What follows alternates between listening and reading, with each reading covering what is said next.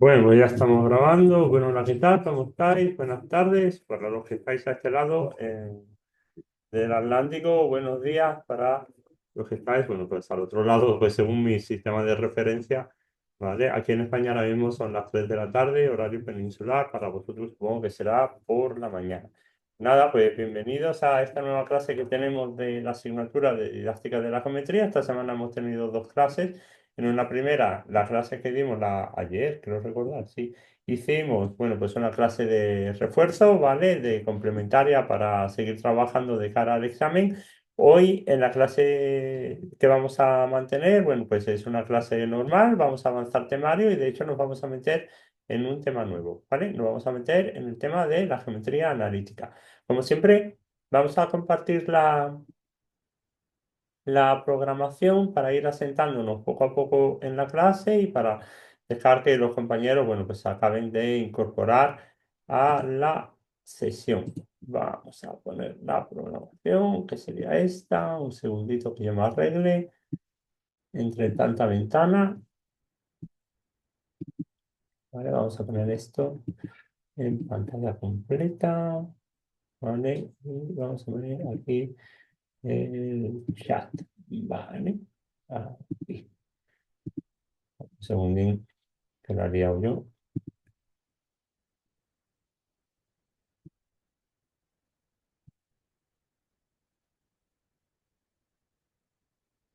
Vale, pues ahí está. Bueno, hoy vamos a empezar un tema nuevo, como os decía, a introducir el tema de la geometría analítica. Vamos por la semana 9 del curso, ¿de acuerdo? Como veis, ya estamos enfocando pues ya la recta final, porque lo que nos quedaría es hablar de geometría analítica esta y la semana que viene. Y luego, pues, poco más. Los contenidos ya propiamente matemáticos que vamos a trabajar estarían vistos, ¿vale? Con esto de la geometría analítica. La geometría analítica, lo vamos a ver hoy a lo largo de la sesión, es como la última parte que se ve de geometría dentro de la secundaria y lo que sería el bachillerato. ¿De acuerdo? Para nosotros el bachillerato que en España son los dos últimos cursos antes de entrar en la etapa universitaria. Entonces, esto está justo al final de la formación matemática, ¿vale? Vamos a ver que esto es así porque para afrontar con garantías todo el tema de geometría analítica necesitamos tener una base matemática pues bastante extensa y necesitamos saber de bastantes cosas pues para poder afrontar, ya os digo, estos contenidos con una mínima garantía, ¿de acuerdo? Esto lo vamos a ver durante la clase de hoy y la clase de la semana que viene, ¿vale? Con esto liquidaríamos la semana 9 y 10 del curso.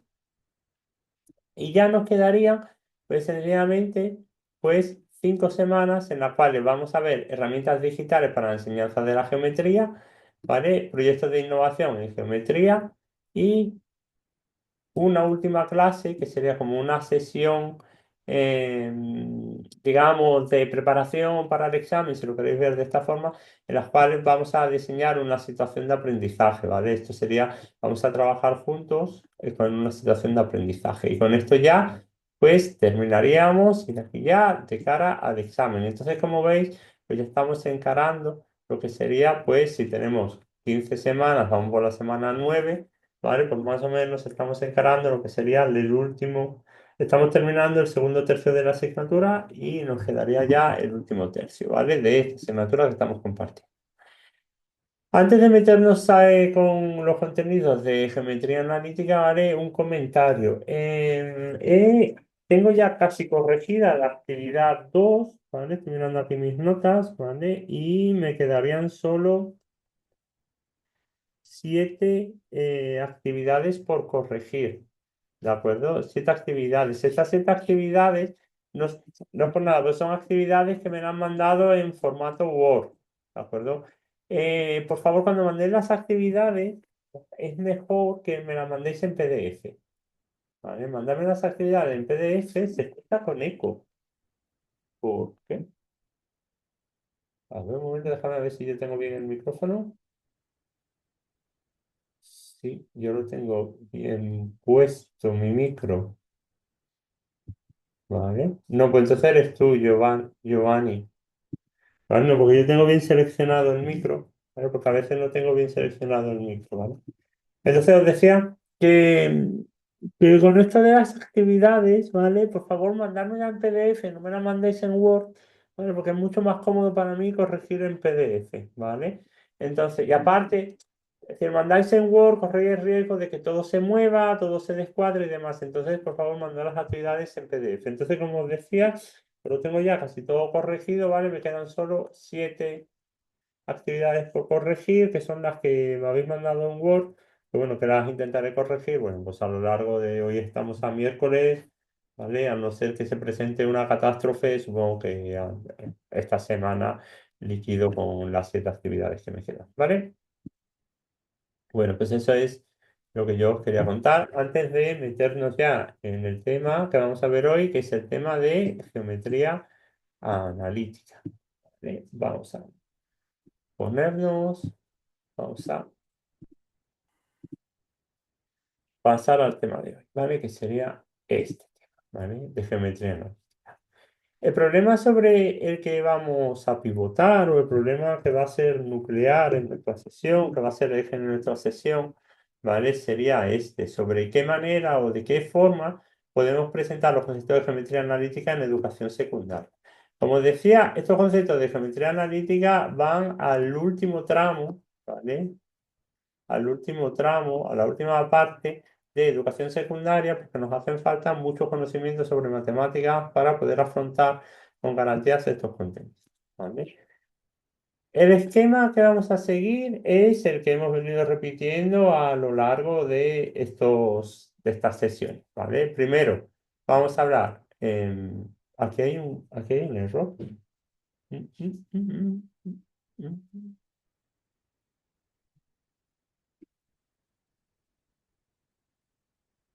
Aquí me parece, déjame un momento que mire porque aquí me parece que yo he cometido un error. Déjame un segundín. Me parece que yo tengo un error aquí en los apuntes. Y mire, este sería el tema de geometría analítica.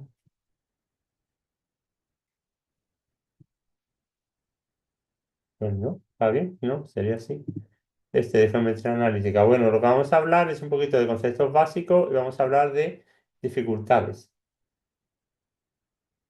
Dice, en geometría analítica se dista en 10.º grado, me dice José Alfonso, porque en 11 se ve en sólido de revolución que se conecta con derivadas integrales. ¿El 10.º grado cuántos años son para vosotros, José Alfonso? Porque nosotros, esto de geometría analítica se empieza a ver ya en bachillerato. Bachillerato estamos hablando de 16 años, 16, 17. Y lo de los sólidos de revolución de 14 a 16, vale. Entre los sólidos de revolución se esbozan, pero luego sí es cierto que la gente que hace exactas, porque va por el bachillerato científico, lo vuelve a ver para el tema de las integrales, de cálculo de volúmenes y áreas mediante cálculo integral, ¿vale? Bueno, ¿de qué vamos a hablar hoy? De Primero, una introducción en los objetivos, de los conceptos básicos de geometría analítica y de las consideraciones didácticas, ¿vale? Sobre geometría analítica. Un poquito lo mismo que hemos venido haciendo, vamos a repetir el mismo esquema, ¿vale? En este tema, ¿vale? Los conceptos básicos o el objetivo que vamos a tener, que vamos a perseguir, ¿vale? Sería, por un lado, aprender los conceptos básicos de geometría analítica. Conceptos básicos a todos nos suenan, ¿vale? Porque todos tenemos una formación de una u otra forma matemática. Serían los conceptos de vectores, rectas, planos y cónicas, ¿vale? Estos serían los conceptos básicos que se suelen trabajar en geometría analítica. Aunque la geometría analítica lo que es en sí es una forma distinta de trabajo de geometría, ¿vale? De trabajo en geometría. ¿Eh? También vamos a discutir, ¿vale? Las dificultades principales en el aprendizaje de este tipo de geometría, ¿vale? Y cómo podemos afrontar estas dificultades mediante unas recomendaciones didácticas sobre el trabajo en geometría analítica, ¿vale?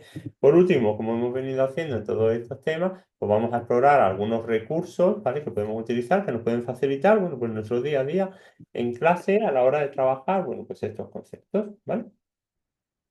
Así, podemos decir que los objetivos de este tema serían, por un lado, conocer los principales elementos de la geometría analítica, ¿vale? comprender las consideraciones didácticas relevantes, ¿vale?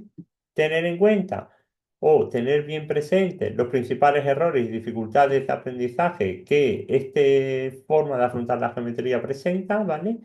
Y ir rellenando esta caja de herramientas, ir completando esta caja de herramientas que hemos hablado a veces con recursos, materiales, ideas, estrategias, formas de proceder, ¿vale? Que nos pueden servir en un momento dado, pues, para trabajo de estos contenidos, ¿vale? Y de sus aplicaciones. Este sería un poco los objetivos a perseguir con esta sesión. Bueno, vamos a empezar. Lo primero de todo, ¿vale? Sería responder a qué es la geometría analítica, ¿vale? Para eso tenemos que echar un vistazo a cómo hemos venido nosotros afrontando los contenidos de geometría hasta ahora.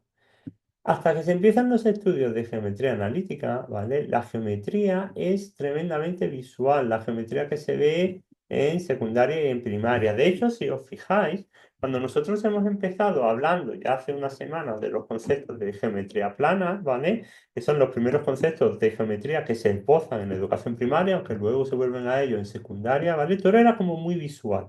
¿De acuerdo? Presentábamos las figuras, calculábamos áreas, ¿vale? Pero teníamos siempre la figura presente. Tanto es así que nosotros hemos insistido mucho en la importancia de no presentar siempre representaciones prototípicas de las figuras con las que trabajábamos. ¿Os acordáis que estuvimos discutiendo sobre esta tendencia que tenemos siempre a presentar los triángulos como bien orientados y demás, ¿vale? Porque todo es como muy, muy visual.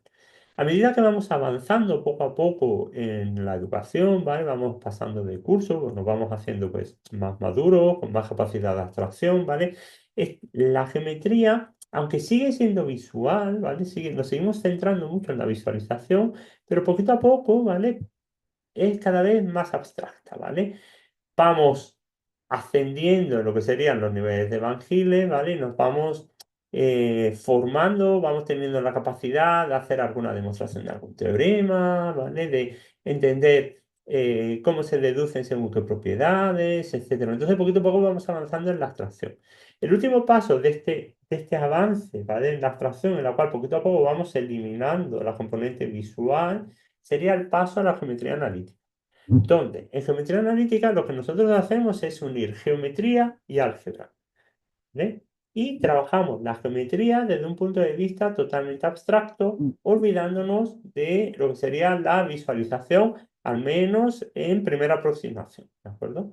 Así, podemos decir que la geometría analítica tiene dos objetivos fundamentales o aborda dos cuestiones fundamentales.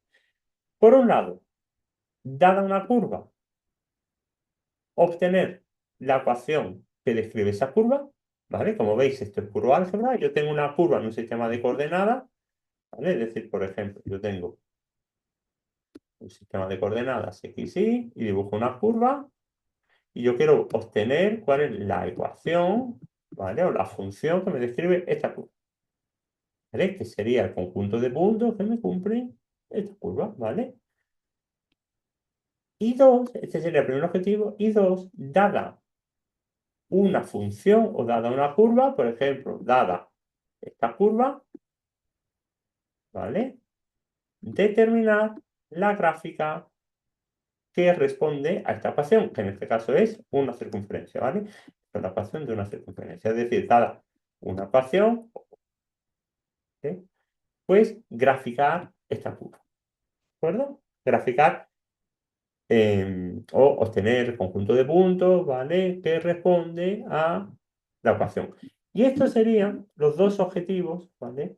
De la geometría analítica. Como veis, al eliminar la componente visual, ¿vale? La geometría analítica es muchísimo más potente. Porque ahora las figuras con las que yo trabaje ya se representan con fórmulas, ¿vale? Se representan mediante ecuaciones, ¿vale? Empleando la relación que existe entre las coordenadas del conjunto de puntos que constituyen el lugar geométrico de la figura geométrica. En definitiva, yo ahora una curva, a la hora de trabajar con ella, yo no la tengo que visualizar, ¿vale? Yo planto la ecuación y yo trabajo con la ecuación, ¿vale? O con la función, si quieres, ¿vale? Trabajo con la ecuación, lo cual me evita los problemas de visualización y me permite, pues, abordar otra serie de problemas geométricos que están vedados, ¿vale? A el trabajo de otra forma porque no los puedo visualizar. Por ejemplo, yo puedo trabajar ahora en geometría que no sean euclideas, ¿vale? Puedo trabajar en geometrías esféricas, puedo trabajar en geometrías hiperbólicas, ¿eh? Es decir, a mí, yo no sé a vosotros, pero a mí en una geometría esférica pues, me cuesta mucho trabajo imaginar los triángulos y las distintas figuras que yo puedo representar. En una hiperbólica ya ni os cuento, ¿vale? Pero ahora con la geometría analítica, como yo la visualización me olvido de ella, yo solo trabajo con ecuaciones, ¿vale? Pues entonces no tengo por qué visualizar la imagen, ¿vale? A la hora de trabajar.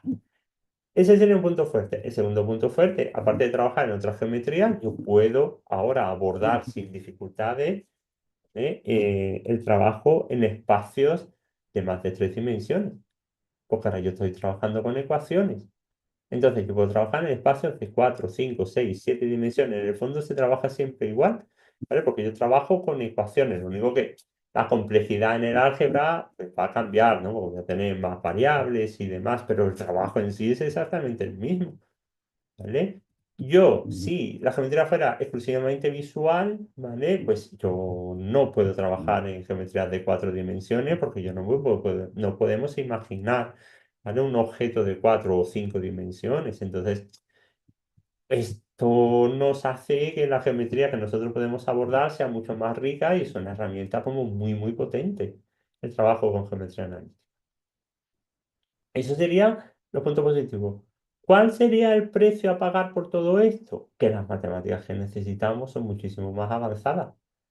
Nosotros ahora tenemos que saber de ecuaciones, trabajo con polinomios, funciones, y cuando seguimos avanzando y damos saltos a más adelante, matrices, álgebra matricial, etcétera, ¿no? Entonces, las matemáticas, los requisitos para poder afrontar con garantías todo esta matemática, ¿vale? Esta nueva geometría, pues es mucho, mucho más exigente. Y es por esto que esta geometría analítica pues se empieza a abordar justo al final de la etapa obligatoria de educación. Si no en etapas preuniversitarias, ¿vale? Que es cuando ya tenemos una base matemática lo suficientemente potente, ¿vale? Como para poder trabajar con de esta forma, ¿vale? No obstante, ¿vale? En secundaria, en tercero o cuarto de secundaria, pues ya se empiezan a esbozar pues ciertas cosas, ¿vale? Se empiezan a hablar ya de ecuaciones de una recta, ¿vale? Por ejemplo, esta sería la ecuación de una recta, y se empieza a dibujar, ¿vale? A graficar las ecuaciones de rectas, se habla de distintas ecuaciones de rectas, ¿vale? Se habla de el tema de pendientes y demás. Esto se empieza a ver en tercero de la ESO aquí en España, que estamos hablando de 14 15 años, ¿vale? Se empieza a trabajar, que sería uno de los objetivos de la geometría analítica, ¿vale? Tenemos una recta, esta de aquí, y sacábamos la ecuación, ¿vale? En este caso sería el primer objetivo de una gráfica, sacar la ecuación. En este caso es sencillo, ¿no? Porque es una recta, ¿vale? Y el segundo objetivo de la geometría analítica sería al revés, ¿vale? Tenemos una ecuación y tenemos que sacar la gráfica, ¿vale? Entonces, en España, ¿vale? Lo que se suele hacer es empezando con las rectas, ¿vale? Ecuaciones de rectas, ecuaciones, gráficas, el tema de las pendientes, ¿vale? Y también se ven ecuaciones cuadráticas,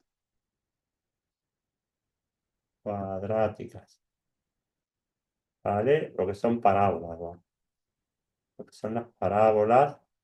De forma general, ax cuadrado más bx más c. ¿Vale? Y se hace el análisis de la ecuación cuadrática, la gráfica, dónde está el vértice, etcétera, etcétera. Es decir, pues de la ecuación es sacar la gráfica, ¿vale? Este sería el segundo problema o el segundo objetivo que aborda la geometría analítica. ¿De acuerdo? Bueno. Vamos a hablar un poquito, ¿vale? De conceptos muy básicos de geometría analítica, pero que tenemos que tener muy presentes, ¿vale? A la hora de trabajar con geometría analítica. El primer concepto básico que tenemos que tener bien presente y que esto es capital, que nosotros expliquemos muy bien en clase, porque esto aparece en todos lados cuando nosotros hacemos ciencia, es el concepto de vector, ¿vale? El concepto de vector. Vector lo podemos definir sencillamente como un segmento orientado, es decir, recordar la diferencia entre segmento, que era distinto de recta, que era distinto de semirrecta, ¿vale? Recordad que estuvimos discutiendo esto cuando estuvimos hablando de geometría plana. Bueno, pues un vector solo es un segmento orientado, es decir, yo tengo un trozo de recta, ¿vale? Y tiene una orientación. ¿Qué quiere decir que tiene una orientación? Que tiene un principio o un origen que solemos denotar con el punto O y tiene un final que muchas veces se denota con el punto A, aunque puedo denotarlo como me dé la gana, ¿vale? No, y intentar tampoco, también ir cambiando la notación para que no se acostumbren a una notación determinada, sino que se queden siempre con el concepto, ¿vale? Entonces, una vez que yo tengo definido el vector, o lo que es un vector, que es un segmento orientado, ¿vale? Pues yo tengo que definir las propiedades que tienen los vectores. Y sabéis que las propiedades que tienen los vectores son tres. Uno es módulo, orientación, perdón, porque me lío, módulo, dirección y sentido, ¿vale? ¿Qué es el módulo? Pues el módulo sencillamente sería la longitud del vector, ¿vale? Es decir, cuánto mide este trocito de aquí, ¿vale? ¿Esto cuánto mide? Ese es el módulo. ¿Qué sería la dirección? Pues la dirección es la recta en la cual está contenido el vector, ¿vale? Fijaos aquí que aquí hay una diferencia sustancial de nuevo con el lenguaje de la calle, ¿eh? Por ejemplo, si yo digo que voy de mi ciudad a Madrid, ¿vale? Yo digo que mi dirección es hacia Madrid. Eso es un error en lenguaje matemático. La dirección es la recta que contiene el vector y las rectas son infinitas por ambos lados, ¿vale?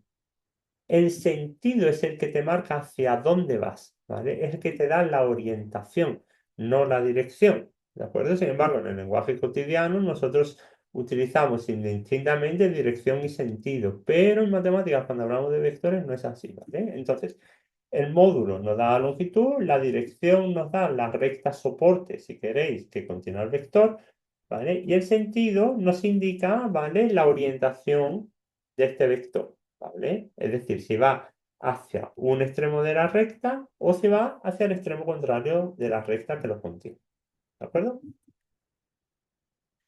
Otro aspecto importante y que a mí me sorprende mucho cuando se lo cuentan los estudiantes porque no lo acaban de entender, ¿vale? Es el tema de cómo medimos nosotros el módulo de un vector, ¿vale? Voy a hacer aquí un pequeño dibujo, ¿vale? Unos ejes coordenados sencillos, ¿vale? Y a este lo vamos a llamar eje X, a este lo vamos a llamar eje Y. Vamos a pintar un vector, ¿vale? El que sea, por ejemplo, este es el punto 1, este es el punto 1, y este es el punto 2. Y lo vamos a pintar, por ejemplo, por aquí, al punto 3, ¿no? Este es el punto 2, este es el punto 3. Y el vector, vamos a pintar este, lo voy a pintar con una regla, con una recta, por ejemplo, este de aquí, ¿vale? Y este sería mi vector. Le vamos a poner que apunte hacia allá, ¿vale? Entonces, este es el punto O, el punto A, yo lo llamo así porque quiero, puedo llamar como me dé la gana, ¿vale? Y el módulo se representa como de esta forma, ¿vale? Nosotros, ¿vale? Muchas veces lo que hacemos es sencillamente decirle a los estudiantes, ¿vale? Que el módulo es sencillamente la componente x al cuadrado, ¿vale? Si yo tengo un vector o A, que sería, yo qué sé, XY, el que sea, ¿vale? Pues nosotros decimos que el módulo de OA, ¿vale? Es sencillamente la raíz cuadrada de la componente de x al cuadrado más la componente y al cuadrado, ¿vale? Y esto es lo que nosotros solemos decirle a los estudiantes sin explicarle nada más. A mí esto me parece un error, ¿vale? Porque es muy fácil de ver cómo se calcula el módulo, ¿vale? Porque si yo hago el dibujo y yo trazo aquí y aquí, ¿vale? Este segmento de aquí me vale 3 menos 1, esto me vale 2. Este segmento de aquí es 2 menos 1, esto me vale 1. Y yo lo que tengo aquí es un triángulo rectángulo. Como yo tengo un triángulo rectángulo, esta es la hipotenusa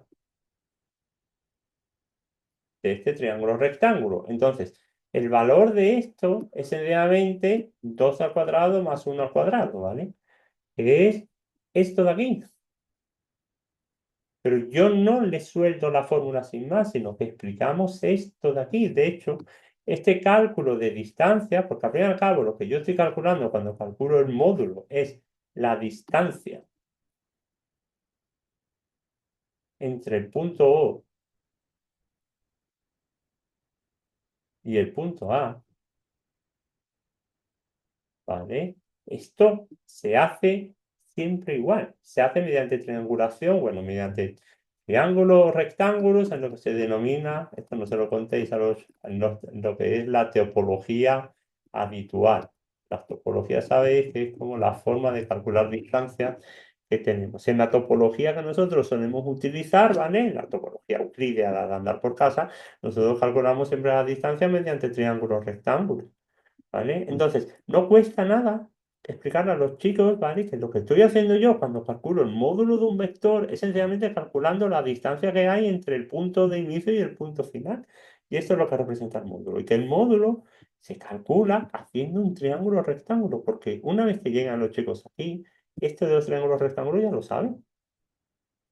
Ya saben manejarse con el tema de Pitágoras. Entonces, trabajando de esta forma, lo que estamos asentando más y más los conocimientos que deben tener, ¿vale? No estamos dando cosas por sentadas sin hacer conexiones. Para mí es muy importante siempre ir haciendo conexiones entre los nuevos conceptos que estamos introduciendo, ¿vale? Con cosas que ya saben. Porque si nosotros introducimos el concepto sin hacer esta conexión, se queda como desconectado, ¿no? O al menos así lo veo yo, ¿no? Tengo aquí un núcleo de cosas que sé, pero luego yo pongo otro concepto que no se conecta con lo que ya sé y al final acabo como con un batiburrillo de cosas que creo que sé, pero en el fondo no sé porque no tengo una imagen completa, no tengo lo que se suele decir esto de big picture o de todo lo que trabajo, ¿vale? Entonces, ojo con cómo presentamos estas cosas, ¿vale? Que es muy fácil, muy sencillo hacer conexiones con cosas que ya sabes, ¿vale? Eso con respecto al módulo, ¿vale? Que es, ya os digo, que esto no es más que la distancia entre los puntos A y B o entre los puntos origen y final del vector, ¿vale? Que no sería A y B, esto sería el punto O, perdón, y el punto A, ¿vale? Otra definición que podemos dar, ¿vale? Es el argumento, ¿vale? El argumento es este valor alfa, que es el ángulo que forma el vector con el semieje positivo X. En nuestro caso, ¿vale? Sería este angulito de aquí, ¿vale? Sería alfa. Eso, pues bueno, podemos medir de mil formas. Sencillamente, por ejemplo, trabajando con la tangente de alfa sería incremento de y partido por incremento de x, ¿vale? En nuestro caso sería un medio, ¿de acuerdo? ¿Vale? Y eso sería lo que se denomina, alfa sería el argumento. El argumento. Esto de los argumentos y demás, esto se utiliza luego mucho, ¿vale? Para el tema se utiliza para un mogollón de cosas, ¿vale? Pero así el primero que se me viene a la mente es para la representación polar de números complejos, ¿vale? Cuando yo tengo números complejos, en el plano complejo, hay una representación que se llama representación polar, que mediante el módulo y el argumento, y es esto lo que se hace. Entonces, recapitulamos.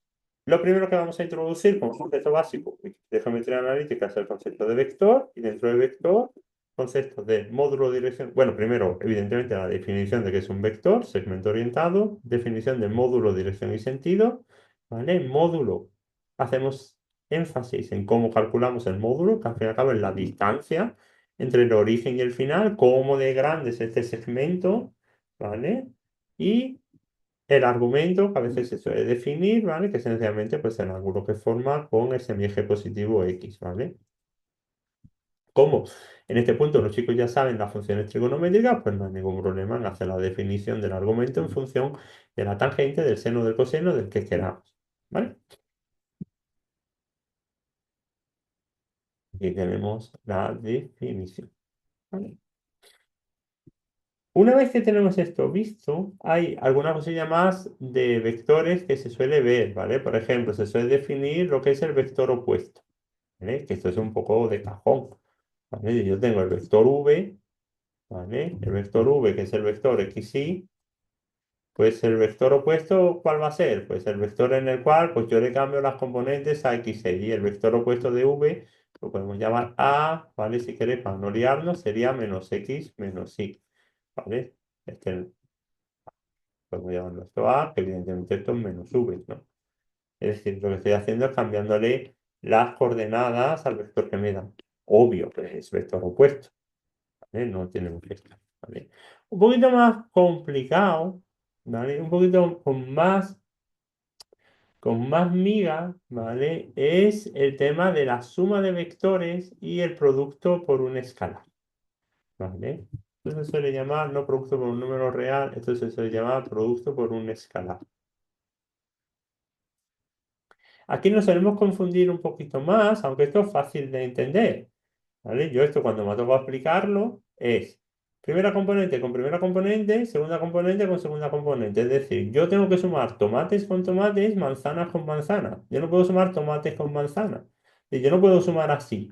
Pues esto sería sumar tomates y manzanas. No, ¿vale? Yo tengo que sumar tomates con tomates y manzanas con manzanas. ¿De acuerdo? Entonces, cuando yo sumo los dos vectores, pues yo sumo la primera componente con la primera componente y la segunda con la segunda. Me dé lo que me dé. ¿Vale? Y eso sería la suma de vectores. Cuando hago el producto por un escalar, ¿vale? Se suele decir escalar, no número real, ¿vale? Esto sería K, siendo K un numerito, un número que pertenece a R, ¿vale? Pues yo lo que hago es el número por la primera componente, el número por la segunda componente, ¿vale? Y así obtengo el producto por un escalar. Esto se puede ver gráficamente, ¿vale? Mediante lo que se llama la regla del paralelogramo. Paralelogramo, ¿vale? Que es sencillamente pues haciendo esta suma, ¿vale? Así, con un paralelogramo y obtenemos el vector suma, ¿vale? O bien, cuando multiplicamos por un escalar, ¿vale? Lo único que estamos haciendo es cogiendo el vector. Cuando yo multiplico este vector A por un escalar, ¿vale? Lo único que estoy haciendo es cogiendo este vector A, lo voy a ver si me deja copiarlo, y luego lo que estoy haciendo es, pues proyectarlo, ¿no? Es decir, aquí sería v por 2, pues veis, dos veces, ¿vale? Esto de nuevo es algo fundamental que los chicos lo entiendan, ¿vale? Lo vamos a poner aquí. Esto es fundamental que los chicos lo entiendan bien, porque esto de aquí es la base de lo que se llaman los espacios vectoriales, que luego van a tener que ver.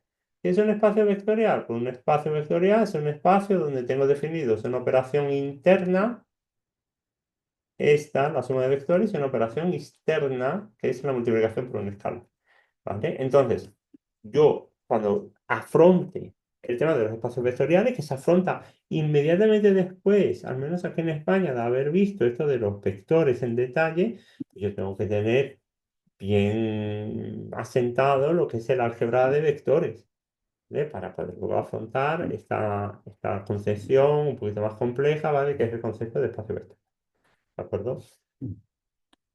Pero no solo aquí es importante, ¿eh?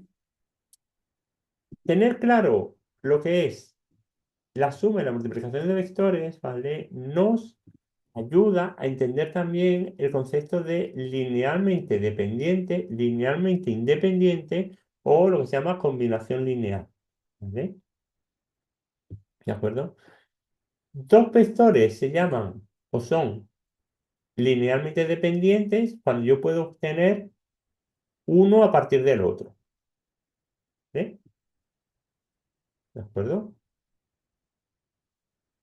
O mejor aún, dos vectores. Un vector, a ver, esta es mejor tirar de esta definición, ¿vale?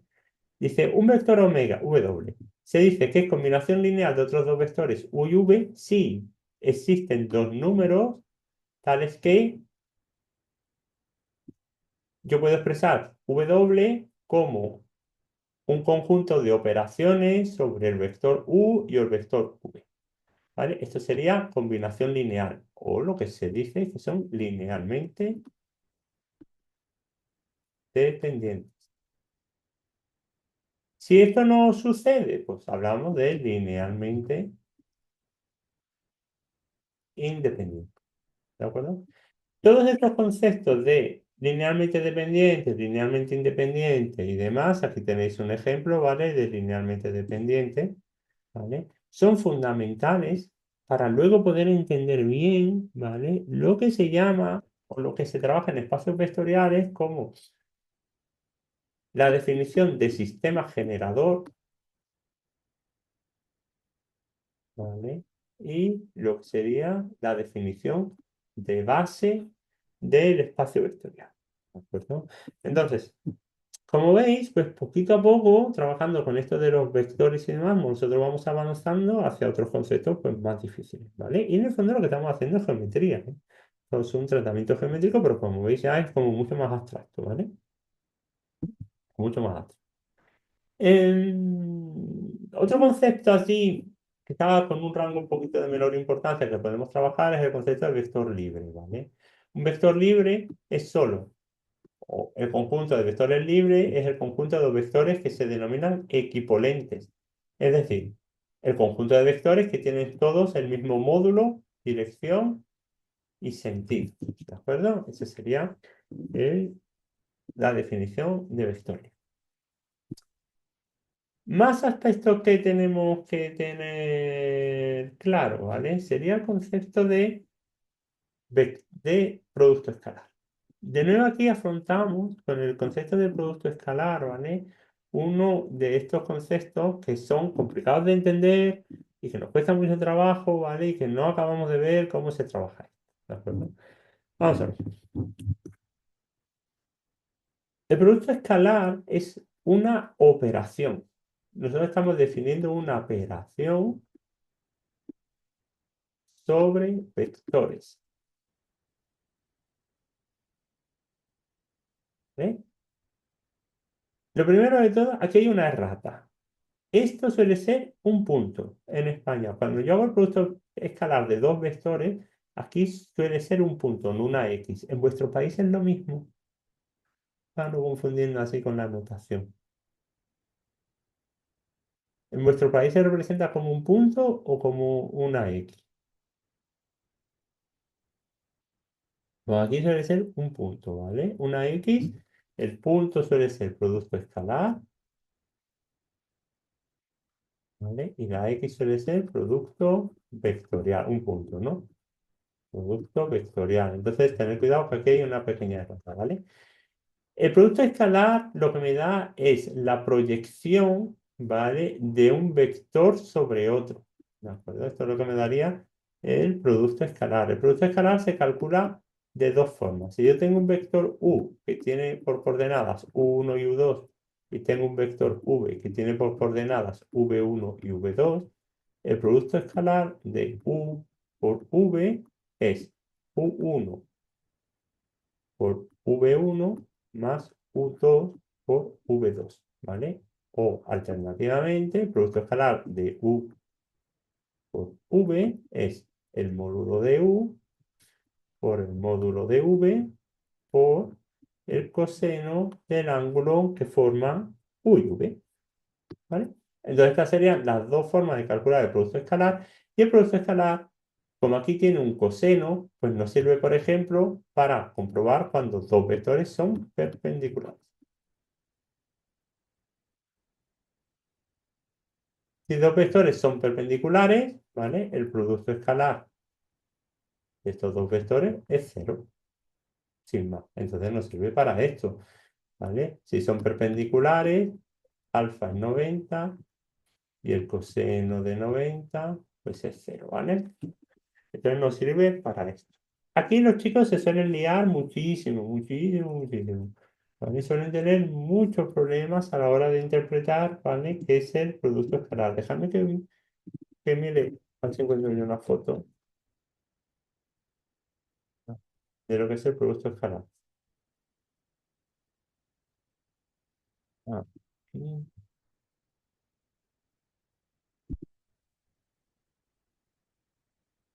Vamos, pues sí, la interpretación geométrica, lo que yo os decía, del producto escalar, aquí. Lo voy a pegar aquí, ¿vale? Esto de aquí. La interpretación geométrica del producto escalar establece que es igual al producto de la longitud de uno de los vectores por la proyección ortogonal del segundo vector sobre el primero. ¿Vale? Eso sería lo que es el producto, eh, lo que se denomina el producto escalar. ¿Vale? Es que,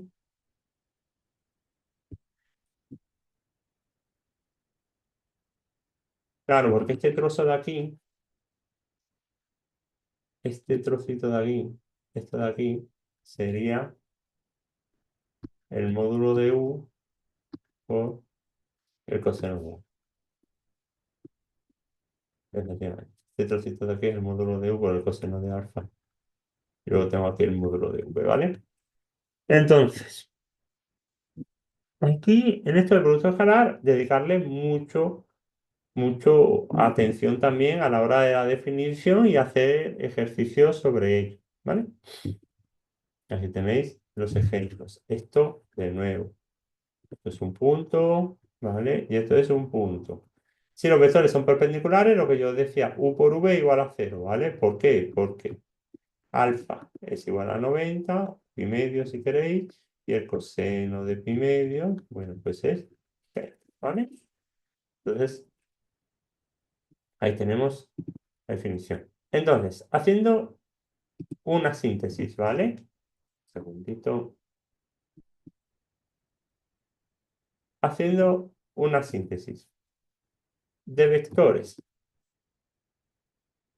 Definición que tenemos que dar módulo, dirección, sentido, ¿vale? Sentido, ¿vale? Suma de vectores, producto por escalar,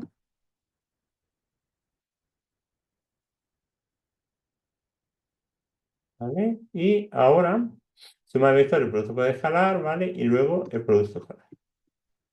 Eso sería lo fundamental que los chicos tienen que entender, tener en cuenta que todo esto está muy relacionado luego. Bueno, aquí me sale lo de combinación lineal, ¿vale? Y esto está muy relacionado con el tema de espacios vectoriales. Espacios vectoriales, ¿vale? Vale. Más cosas de geometría analítica que suelen ver los chicos, ¿vale? Pues suelen ver y se les suele dedicar mucha atención al tema de las rectas, ¿vale? Esto del tema de las rectas se suele empezar a trabajar en tercero de la ESO, ¿vale? En tercero de la ESO son 14 y 15. ¿Eh? Vamos a ver qué es una recta. Una recta ya la definimos cuando estuvimos hablando en geometría plana, al principio del curso y demás, pero ahora vamos a hacer otra definición mediante geometría analítica, mediante lo que hemos aprendido de vectores, ¿vale? Una recta la puedo definir sencillamente mediante un punto, que vamos a llamar un punto P, ¿vale? Y un vector V. Y esa va a ser la definición que yo voy a hacer ahora de la recta. ¿Por qué la puedo definir yo mediante un punto P y un vector V? Porque yo sencillamente puedo escribir la recta en lo que se denomina ecuación vectorial mediante el punto P, ¿vale? El vector V y un escalar, que es lambda. Lambda es un número, ¿vale? Un escalar. ¿Cómo me define esto de la recta? Si lambda es 1, pues tengo esto. Si lambda es 2, voy a tener el vector aquí. Si lambda es 3, voy a tener el vector aquí. Si menos 1, pues lo voy a tener apuntando para este lado. ¿Vale? Porque me va a quedar aquí menos 2. Y así, pues, y así, poco a poco, pues yo voy construyendo, ¿vale? La recta mediante la ecuación que se denomina vectorial.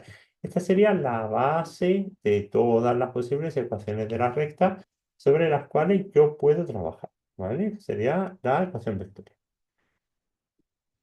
En secundaria en España se dedica mucho, mucho, mucho, en mi opinión, demasiado énfasis al tema de las distintas ecuaciones que uno puede trabajar de la recta. Yo, a decir, si os soy sincero, es decir, yo las conozco, pero yo no me las sé de memoria, que si una se llama ecuación vectorial, ecuación paramétrica, ecuación punto pendiente y demás. Pero en España, en secundaria, se dedica mucha atención a que los chicos sepan qué ecuación es cada una, ¿vale? Y cómo sostiene cada una de la otra, ¿de acuerdo? A mí me parece más interesante, aunque si lo dice la legislación, pues lo tenemos que ver, ¿vale? No, me parece más interesante, pues, que entender bien cómo mediante un punto y un vector yo soy capaz, ¿vale? De generar una recta, ¿vale? Sencillamente yendo superponiendo el vector, ¿vale? En distintas posiciones, todo definido por el escalar, ¿vale? A partir de la ecuación vectorial, pues yo obtengo las distintas ecuaciones como hablábamos, ¿vale? Por ejemplo, la ecuación paramétrica. ¿Cuál sería la ecuación paramétrica? Como el punto P tiene dos coordenadas que vamos a llamar P1 y P2, ¿vale? Recordad que yo aquí estoy trabajando en un sistema de coordenadas, ¿vale? X, y este punto P pues, va a tener una coordenada y otra, ¿vale? P2, y el vector V va a tener unas coordenadas que va a ser V, V2, pues yo sencillamente en las ecuaciones paramétricas puedo decir que la recta R va a ser XY, que va a ser saco las componentes, ¿no? P2 más lambda por V1, V2, y ahora sencillamente digo X es igual a P1 por lambda V1 y PI es igual a P2 más lambda V2. Y esto es lo que se llaman las ecuaciones paramétricas. Y de otra forma, las ecuaciones paramétricas de una recta son sencillamente las ecuaciones propias de cada componente de la recta, ¿vale? La componente X y la componente Y. Aquí este vector sobra, ¿vale? Eso sobra. Eso es una errata de nuevo y eso, ¿vale? ¿De acuerdo? ¿Cómo yo tengo estas ecuaciones, que os recuerdo que son las paramétricas, ¿vale? Yo podría despejar lambda en cada ecuación, ¿vale? Por ejemplo, si despejo lambda de la primera me queda x menos p1 partido por v1 y lambda de la segunda me queda y menos p2 partido por v2 y como lambda y lambda es igual, ¿vale? Pues evidentemente yo puedo igualar y obtengo otra ecuación, que está en lo que se denomina la ecuación continua, ¿vale? De la recta, ¿de acuerdo? Por último, a partir de la continua, si yo escribo esto como y como una función de x, ¿vale? Es decir, si yo despejo la y de aquí, de esta ecuación continua, pues esto me va a salir algo de este estilo. Igual a v2 partido por v1 por x menos p1 más p2. Y esto de aquí es lo que se denomina la ecuación punto pendiente o ecuación implícita. Y este v2 partido por v1 es lo que se denomina la pendiente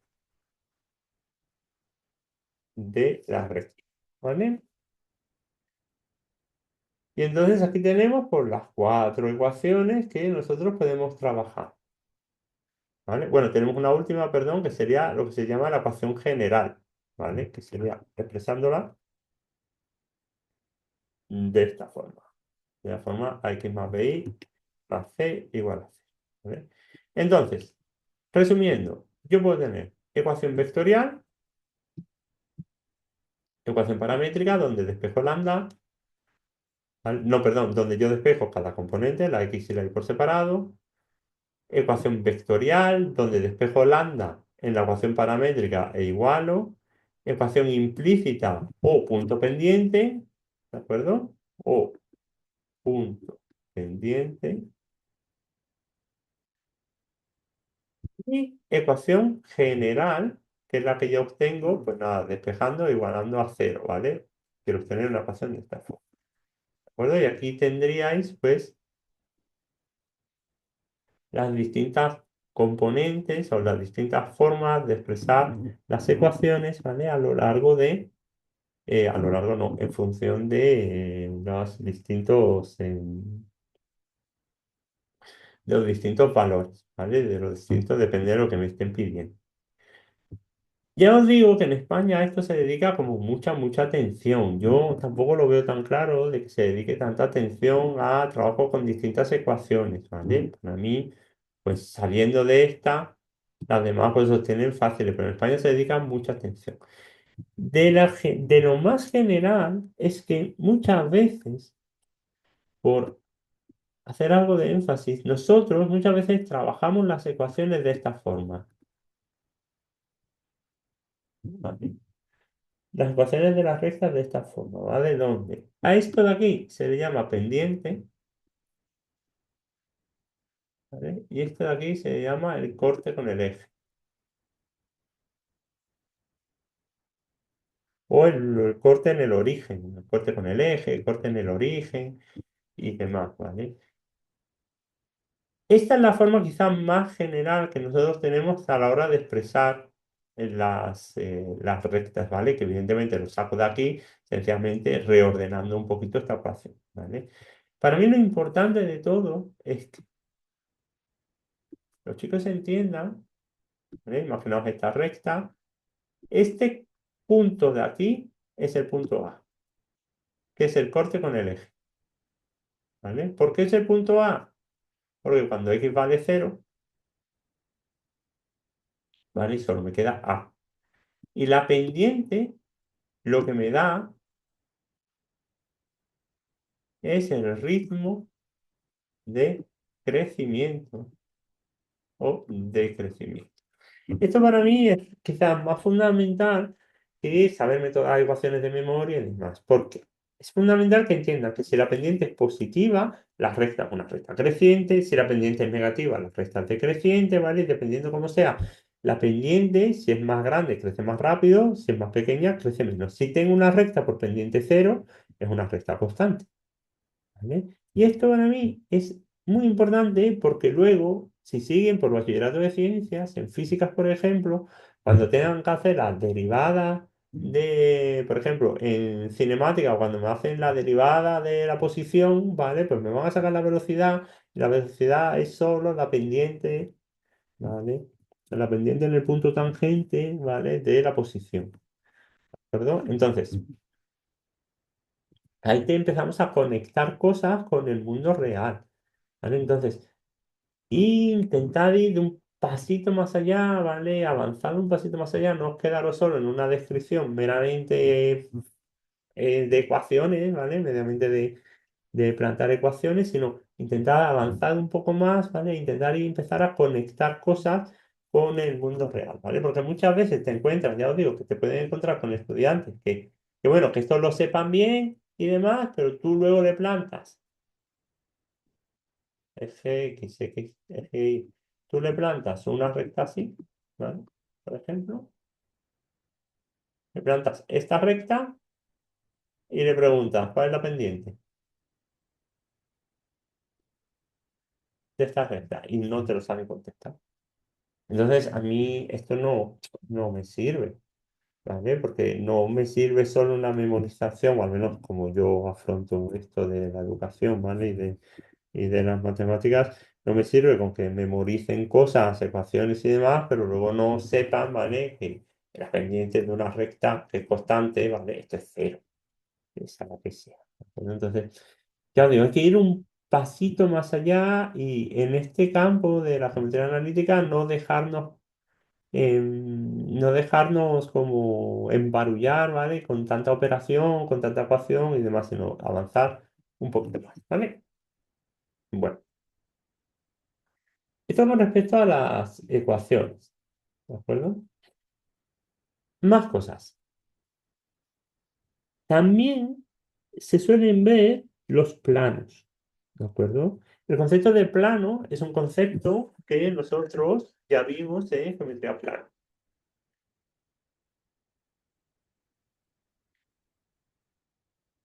¿Os acordáis que en geometría plana dijimos que plano o bien quedaba definida o bien quedaba definido por un punto P y dos vectores no alineados, es decir, dos vectores que no fueran directamente proporcionales, ¿vale? O bien quedaba definido por tres puntos no alineados, ¿de acuerdo? Que sería un poco la definición que yo puedo hacer de un plano.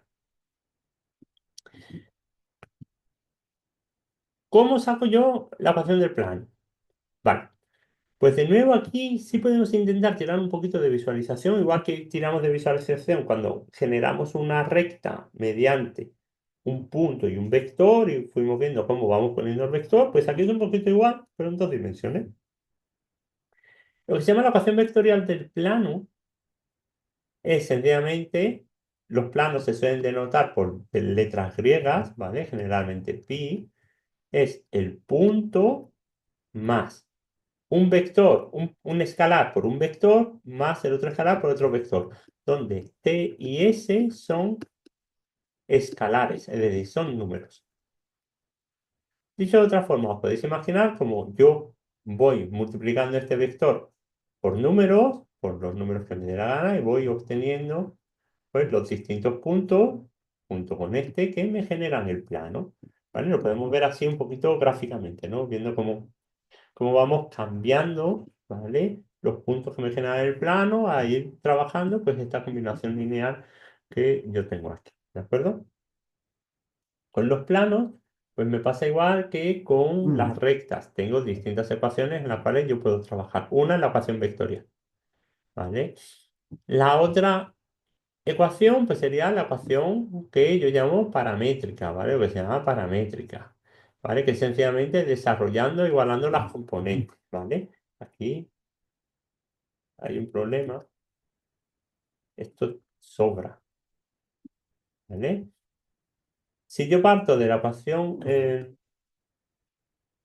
vectorial, es que aquí lo he hecho para tres dimensiones, ¿vale?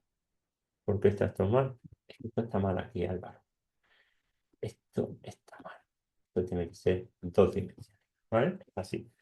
Entonces, si yo parto de la ecuación vectorial, ¿vale? Y yo sé que el punto A o el punto P, mejor dicho, el punto x1 y 1 que el vector u tiene por componentes u1, u2 y el vector v tiene por componentes v1, v2, pues nada, pues igual que antes, obtengo las ecuaciones paramétricas que sencillamente despejando pues cada componente, ¿no? X sería igual a x1 por t por u1 más s por v1 e y sería igual a x2 más t por U2 más S por V2, ¿vale? Y estas serían las ecuaciones paramétricas del plan, ¿vale? Para sacar, no obstante, ahora la ecuación implícita o general del plano, ya la cosa se me complica, ¿vale? Ya la cosa se me complica un poquito más, ¿vale? Porque lo que tengo que hacer es sacar un determinante, ¿vale? Tengo que trabajar con este determinante. Para trabajar con este determinante, ¿vale? Aquí yo ya tengo que saber un poco de álgebra matriz.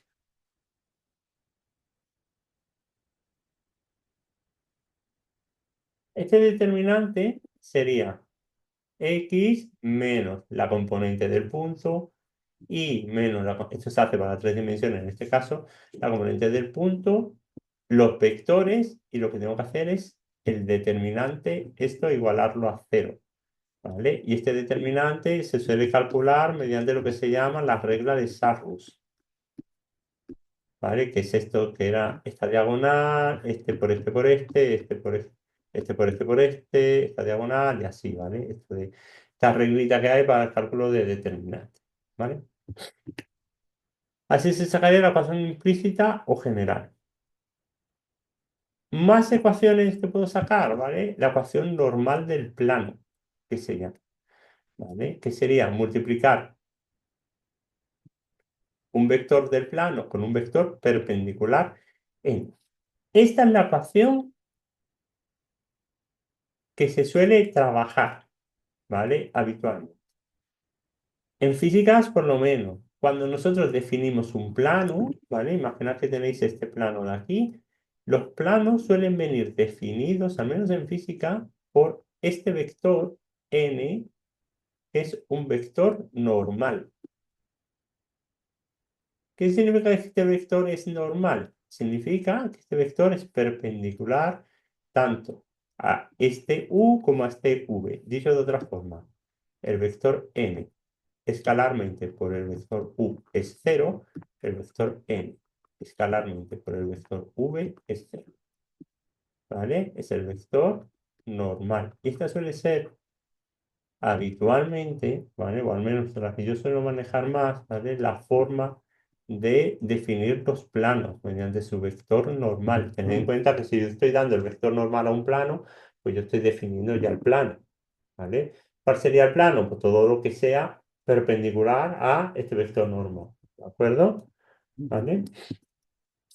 Entonces, esta sería otra forma de definirlo y si yo quiero trabajar a partir de 3 puntos, ¿vale? Pensad que antes hemos hecho el plano a partir de un punto y dos vectores, pero yo lo puedo hacer también a partir de 3 puntos, pues yo lo que tengo que de nuevo es que resolver este determinante.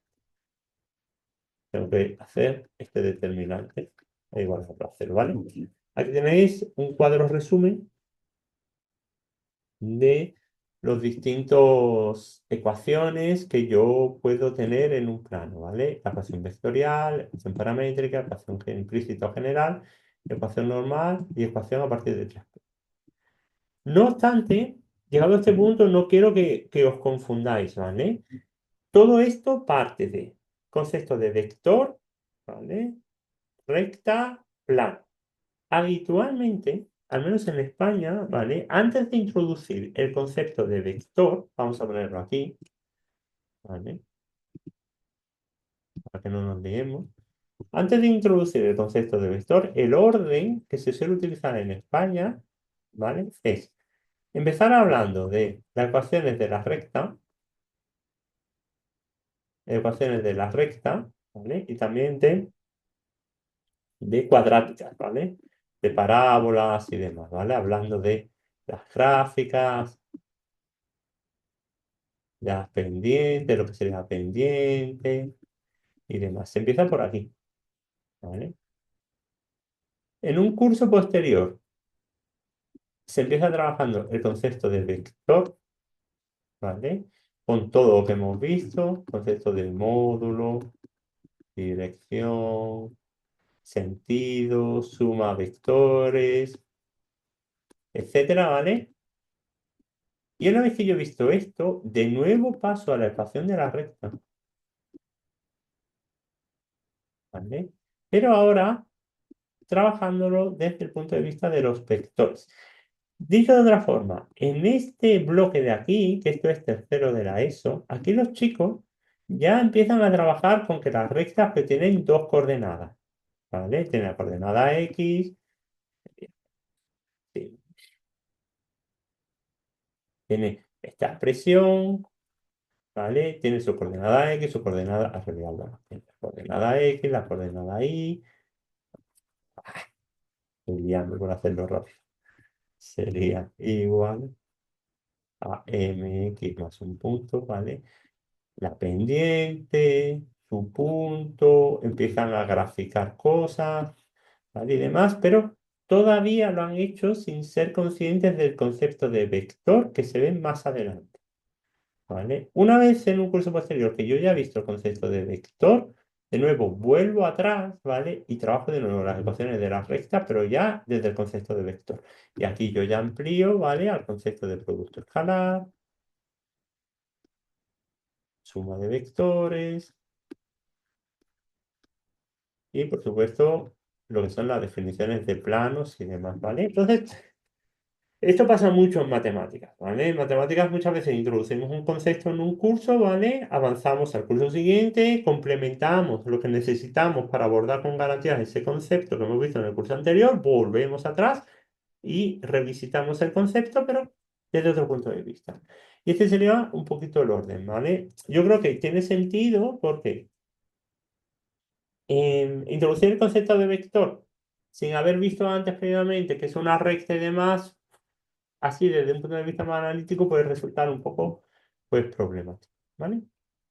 Bueno, lo siguiente que nos tocaría ver sería el tema de las cónicas, ¿vale? Pero antes de ver el tema de las cónicas, os quería poner un vídeo para acabar de asentar bien, ¿vale? Es un vídeo un poquito largo, pero yo creo que nos sirve para acabar de asentar bien qué es esto de la geometría analítica, para que tengamos bien claro cómo trabajar esto de la geometría analítica y aparte, esto de las cónicas, aquí os aviso ya, ¿vale? Esto de las cónicas suele resultar problemático incluso para nosotros, ¿eh? Y esto se suele preguntar. Se suele preguntar en el examen. ¿Eh? Yo esta asignatura la he dado muchas veces y es extraño el año que no cae algo de cónicas, ¿vale? ¿Qué son las cónicas degeneradas, las cónicas no degeneradas? ¿Cómo las explicarías? ¿Vale? ¿Qué actividades plantearías para hacer las cónicas? Etcétera. Entonces, no me importa dedicarle un poquito de más tiempo, incluso verlo en la clase que viene, para que esto quede bien asentado, ¿vale? Como introducción al tema de las cónicas también, vamos a ver un pequeño vídeo que también nos habla de qué es la geometría analítica, ¿vale? Entonces, os voy a poner un pequeño vídeo. Dejadme un momentín que yo deje de compartir esto. Y os pase al vídeo que sería, a ver si ya acepto Álvaro, este, de qué es la geometría. Nosotros. Y así asentamos conceptos sobre esta parte tan importante de la sigla.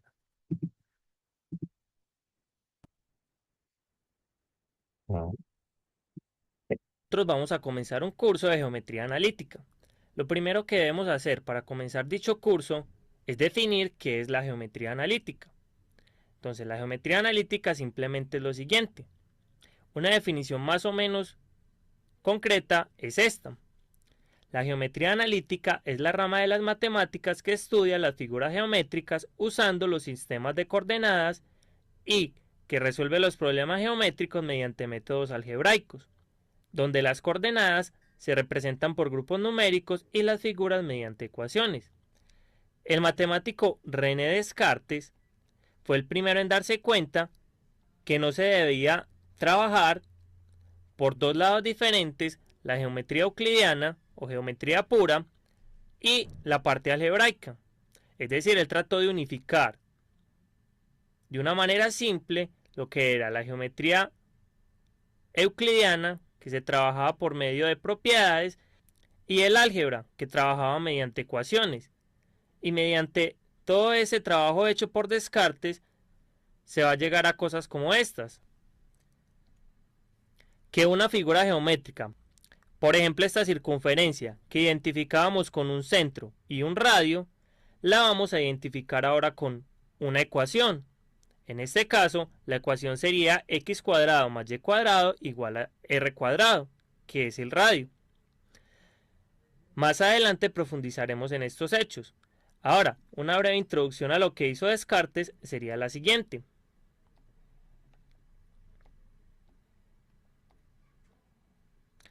Él tomó una ecuación, pero observen, las ecuaciones que hemos tratado anteriormente en el álgebra solo tenían una incógnita.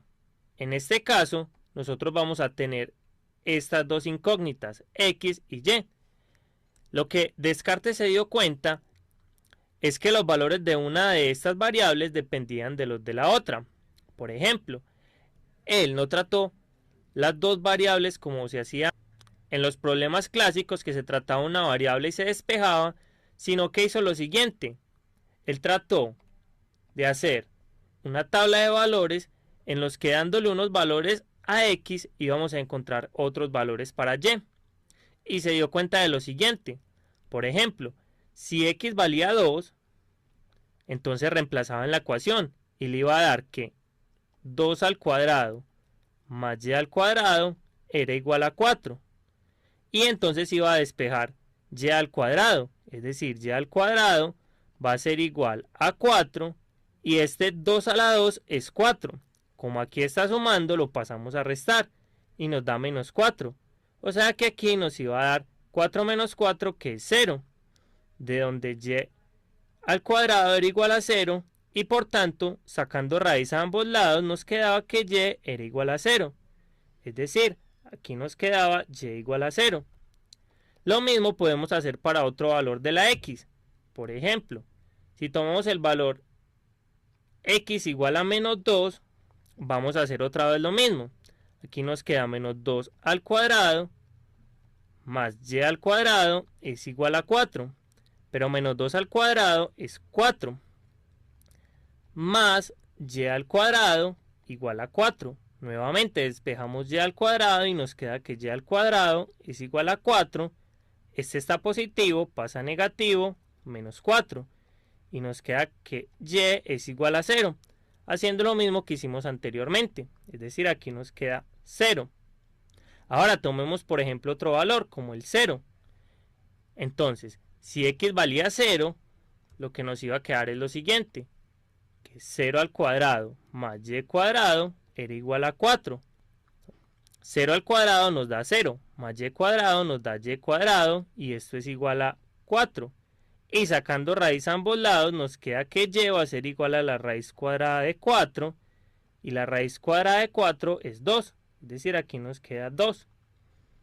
Y así siguió, y él descubrió lo siguiente, que si X tenía un valor, digamos 3, iba a quedar lo siguiente, que 3 al cuadrado más Y al cuadrado era igual a 4, pero 3 al cuadrado es 9, más Y al cuadrado era igual a 4, y despejando Y al cuadrado nos va a quedar que 4 menos 9 es igual a Y al cuadrado, es decir, Y al cuadrado es igual a menos 5. Entonces observen, a este número no le podemos sacar raíz en los números reales. Entonces Descartes se dio cuenta de alguna manera que no todos los valores de X correspondían a un valor de Y. Entonces descubrió que estos valores de X estaban acotados, es decir, tenían unos ciertos valores que no podían sobrepasar. En este caso, lo que tenemos es que este X no va a sobrepasar los valores de 2 y menos 2, es decir, está encerrado entre estos valores. Además, esto lo que permitió fue hacer una gráfica, es decir, él creó un sistema que consistía en el sistema perpendicular de dos rectas, en las cuales iba a situar los puntos que iban a corresponderse con los números reales. Y entonces iba a tener una parte positiva y una parte negativa. Y descubrió que teniendo ciertas ecuaciones podemos graficar las figuras geométricas sin tener que encontrar todos los puntos. Es decir, él encontró métodos para graficar este tipo de figuras geométricas. En nuestro caso, esta figura geométrica nos representa un círculo o una circunferencia. Y lo que nos va a decir es que todos estos valores, si los situamos, van a corresponder a los valores de una circunferencia, que está centrada en este punto origen y tiene radio 2.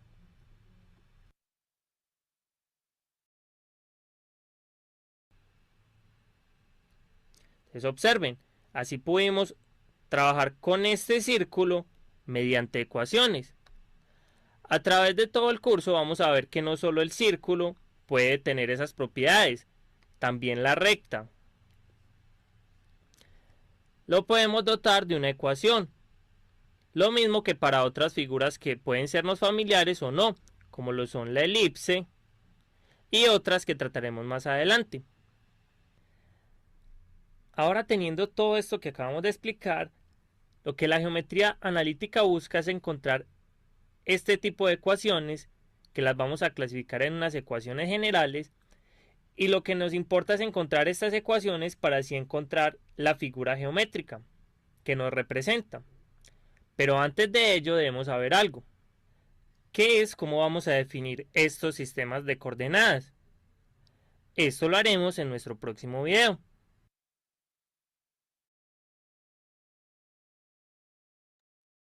Bueno, pues este era el vídeo que yo quería compartir sobre cómo funciona la geometría analítica, que nos da un buen punto de partida para el trabajo con las cónicas. Os voy a poner aquí, aunque sea brevemente de nuevo, la imagen que vamos a trabajar la semana que viene, ya con las de las cónicas. Recordad lo que comentaba en el vídeo, lo que he comentado yo al principio, ¿vale? Lo que es el origen de la geometría analítica es, una vez tenemos una curva dibujada en un sistema de coordenadas cartesiano, obtener la ecuación, o bien, una vez que tengo la ecuación que define el lugar geométrico de esa curva, obtener la gráfica, ¿vale? Nunca olvidéis, nunca perdéis de vista lo que es el origen de la geometría analítica. Bueno, hemos visto ya lo fundamental, los vectores, la definición de recta, de plano. Otro aspecto que es muy importante que se trata en geometría analítica es el concepto de las cónicas, ¿vale? Nos quedan solo 2 minutillos de clase, voy a dar una breve definición, aunque esto vamos a volver a ello la semana que viene, ¿vale? Para verlo con más detalle, ¿vale? Como os dije antes, este tema de cónicas se suele preguntar en los exámenes, ¿vale? Y lo tenemos que tener bien claro. Lo primero que tenemos que tener bien claro es qué son las cónicas. Las curvas cónicas se obtienen al hacer un corte de un cono de doble hoja. Esto de aquí se llama cono de doble hoja con un plano. Es decir, yo me imagino un cono de doble hoja, lo que vienen a hacer dos conos enfrentados por su vértice, y yo ahora cojo un plano y voy cortando esos conos en distintos puntos, ¿vale? Dependiendo un poco de la orientación relativa del plano con el cono del doble hoja, ¿vale? Si el plano de corte pasa por el centro, por el vértice, por los vértices de los conos, por este punto de aquí, ¿vale? Se llaman cónicas degeneradas, ¿vale? Y tengo tres, el punto, la recta y el par de rectas, dependiendo cómo corte el plano a el cono de doble hoja, ¿vale? Si el plano de corte no pasa por el punto, por el vértice, por los vértices, ¿vale? Que al fin y al cabo son el mismo punto porque tenemos los conos enfrentados, ¿vale? Hablamos de cónicas no degeneradas, ¿vale? Y tengo cuatro. El círculo, cuando el corte es paralelo a la base del cono, a una de las bases del cono. La elipse, ¿vale? Cuando estoy cortando desde este lateral hasta este otro lateral. La parábola, cuando corto desde la base, veis la posición del plano de corte, ¿vale? O las hipérbolas, es cuando corto de forma paralela, perpendicular, mejor dicho, a las bases, ¿vale? Entonces tendría círculos, elipses, parábolas e hipérbolas. Pero bueno, esto lo vamos a repasar en la semana que viene.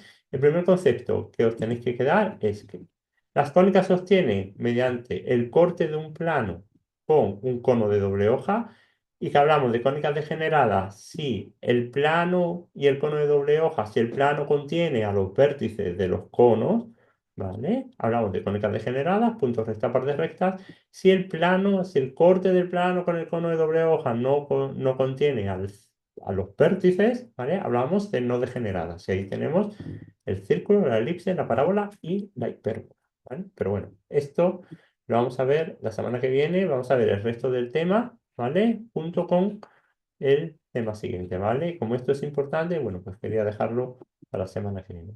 Bueno.